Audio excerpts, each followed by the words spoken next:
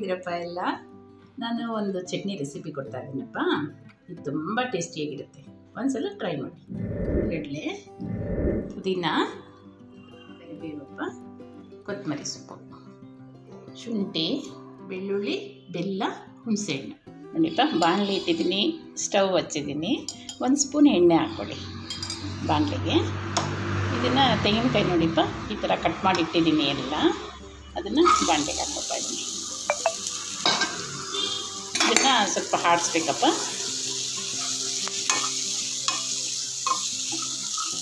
ಸ್ವಲ್ಪ ರೋಸ್ಟ್ ಮಾಡಿ ನೋಡಿಪ್ಪ.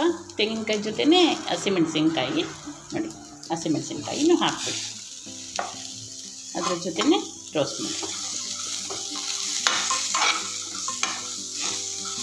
ರೋಸ್ಟ್ ಆಗಲಿ ಚೆನ್ನಾಗಿ, ಮೆಣಸಿನ್ಕಾಯಿ ಮತ್ತು ತೆಂಗಿನಕಾಯಿ ರೋಸ್ಟ್ ಆಗಲಿ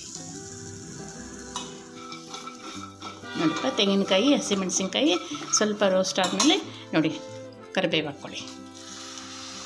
ತುಂಬ ಹಾಕ್ಕೊಳ್ಳಿ ಕರಿಬೇವು ಚಟ್ನಿಗೆ. ಎಷ್ಟು ಘಮ ಇರುತ್ತೆ ಅಂದರೆ ಚಟ್ನಿಯಪ್ಪ, ನಿಮಗೆ ಎಲ್ಲದಕ್ಕೂ ಆಗುತ್ತೆ ಇದು. ಚಪಾತಿ, ಪುಲ್ಕ, ರೊಟ್ಟಿಗಳು ಎಲ್ಲದಕ್ಕೂ, ರೈಸಿಗೆ ಕೂಡ ಕಲಿಸ್ಕೊಂಡು ನೀವು ತುಪ್ಪ ಹಾಕ್ಕೊಂಡು ತಿಂದ್ರೆಪ್ಪ ತುಂಬಾ ಟೇಸ್ಟಿಯಾಗಿರುತ್ತೆ. ಕರಿಬೇವು, ಕೊತ್ತಂಬರಿ,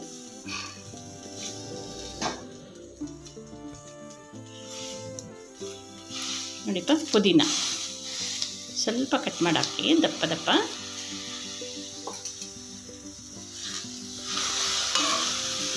ಇದನ್ನೊಂದು ಸೆಕೆಂಡ್ ಆಡಿಸಿ, ಎಲ್ಲ 2 ನಿಮಿಷ ಆಡಿಸ್ಕೊಳ್ಳಿ ಸಾಕು.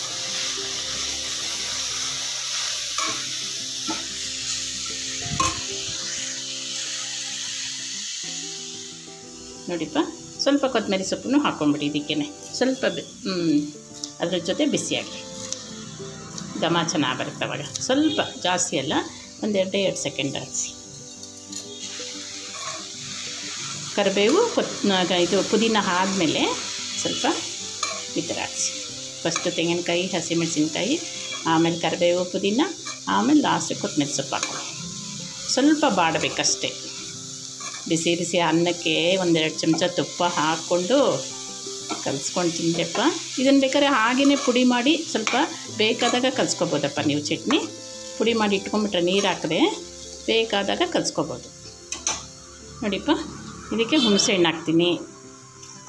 ಸ್ಟವ್ ಆಫ್ ಮಾಡಿದ್ದೀನಿ ನೋಡಿ. ಬೆಳ್ಳುಳ್ಳಿ ಹಾಕ್ತೀನಿ. ಬೆಳ್ಳುಳ್ಳಿನೂ ಅಷ್ಟೇಪ್ಪ ನೋಡಿ, ತುಂಬ ಇರಬೇಕು ಬೆಳ್ಳುಳ್ಳಿ ನೋಡಿ. ಬೆಲ್ಲನೂ ಬೇಕಪ್ಪ ಚಟ್ನಿಗೆ ನೋಡಿ. ಹುರುಗಡ್ಲೆ, ಬೆಲ್ಲ, ಹುರುಗಡ್ಲೆ ಎಲ್ಲ ಹಾಕ್ಕೊಂಬಿಡಿ ಲಾಸ್ಟಿಗೆ. ಆಮೇಲೆ 1 ಸ್ಪೂನ್ ಉಪ್ಪನ್ನು ಹಾಕ್ಕೊಂಬಿಡಿ. ಓಕೆನಾ? ಎಲ್ಲ ಮಿಕ್ಸ್ ಮಾಡ್ಕೊಂಬಿಡಿ.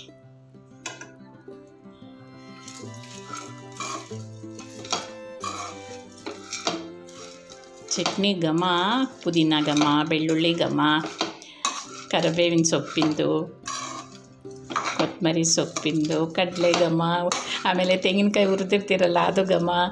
ಎಷ್ಟು ಚಟ್ನಿ ತಿನ್ನಲ್ಲ ಅಂದರೂ ತಿಂತಾರಪ್ಪ ಈ ಚಟ್ನಿ ಈ ಥರ ಮಾಡಿಬಿಟ್ರೆ. ಓಕೆನಾ? ಈಗ ಮಿಕ್ಸಿ ಜಾರ್ಗೆ ಹಾಕ್ತೀನಪ್ಪ. ಈಗ ಜಾರ್ಗೆ ಹಾಕ್ಕೊಳ್ಳಿ.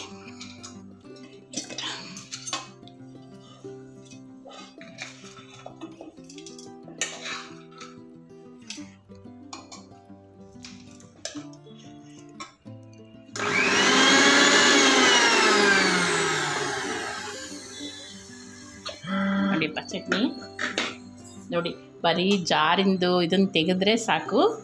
ನೋಡಿ ಹೇಗಿದೆ ಅಂತ, ಇಲ್ಲಿ ನೋಡಿ ಹೇಗಿದೆ.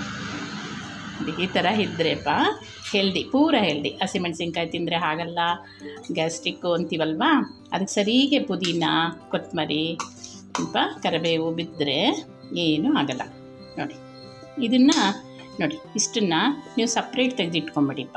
ಬೇಕಾದಾಗ ನೀರು ಹಾಕ್ಕೋಬೋದು ನೋಡಿ, ಹಾಗೆ ಇರುತ್ತೆ. ಇದಕ್ಕೆ ಸ್ವಲ್ಪ ನೀರು ಹಾಕ್ತೀನಿ ನೋಡಿ. ಈಗ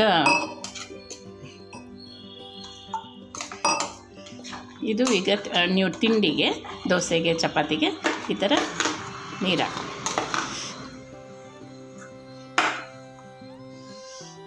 ಮಿಕ್ಸ್ ಮಾಡ್ಕೊಂಡ್ರೆ ಆಯಿತು.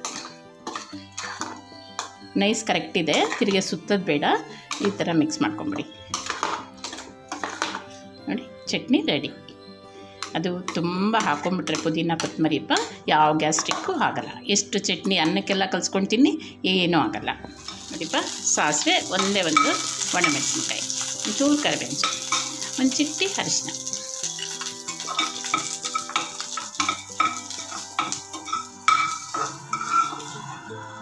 ನೋಡಿ ಚಟ್ನಿಗೆ ಒಗ್ಗರಣೆ ಕೊಡ್ತಾಯಿದ್ದೀನಿ.